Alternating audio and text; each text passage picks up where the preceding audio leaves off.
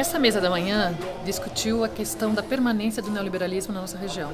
Esse é um tema fundamental, porque muitas vezes se pensa que o fato de que forças políticas de esquerda e progressistas chegaram aos governos desses países significa imediatamente que já derrotamos o neoliberalismo. E como os expositores mostraram muito claramente, existe uma forte presença neoliberal, mesmo nos países que nós governamos. Por exemplo, a concentração de terra, a concentração da propriedade dos meios de comunicação, a hegemonia do capital financeiro, as estruturas do Estado, as estruturas do judiciário, tudo isso é uma herança neoliberal que nós não fomos ainda capazes de superar. Porque para isso nós precisamos de transformações mais profundas e para fazê-las, obviamente, precisamos de apoio político e social.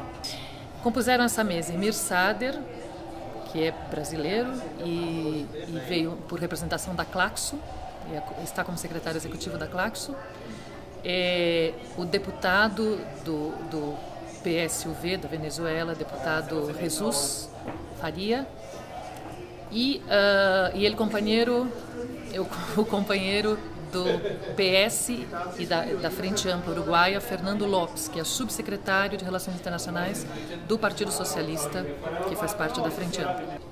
Achei muito interessante.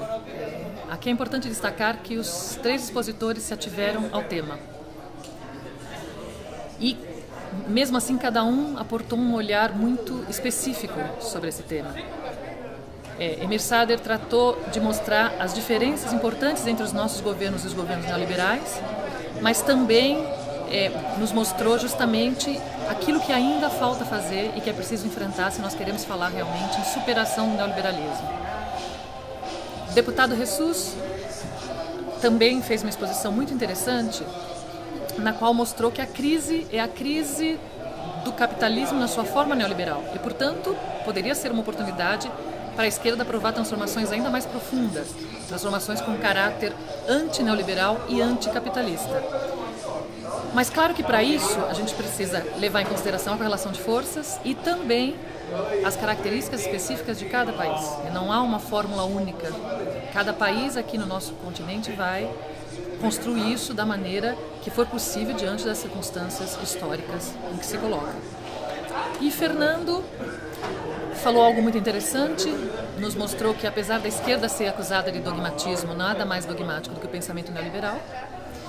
Falou bastante sobre o processo uruguaio, mostrando como a unidade das esquerdas que conformaram a Frente Ampla foi fundamental, não só para chegar ao governo, mas para enfrentar o neoliberalismo.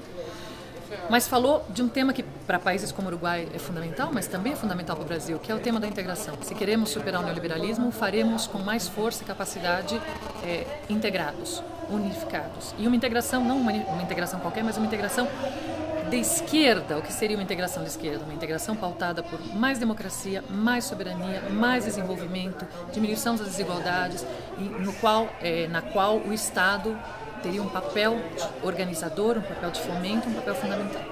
Agora, foi discutida uma agenda, alguma coisa, uma proposta de algo concreto diante dessa cadeia de golpes e ameaças de golpe? Veja, esse não é o objetivo desse seminário. Como seminário, ele faz parte da iniciativa do Observatório dos Governos Progressistas e de Esquerda da América Latina. E ele tem este caráter mais investigativo. É claro que todos que falaram têm um olho no que aconteceu no Paraguai no seguinte sentido.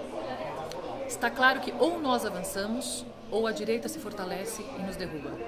Nossa situação não é eterna. Temos inimigos, eles estão alertas e ou nós aproveitamos as condições agora para avançar e transformar mais profundamente nossa sociedade ou nós poderemos ser derrotados. Então eu diria que não saiu do seminário nenhuma proposta, porque o seminário faz parte do observatório, que por sua vez tem esse caráter mais investigativo. Por outro lado, ele é uma ferramenta do Foro de São Paulo.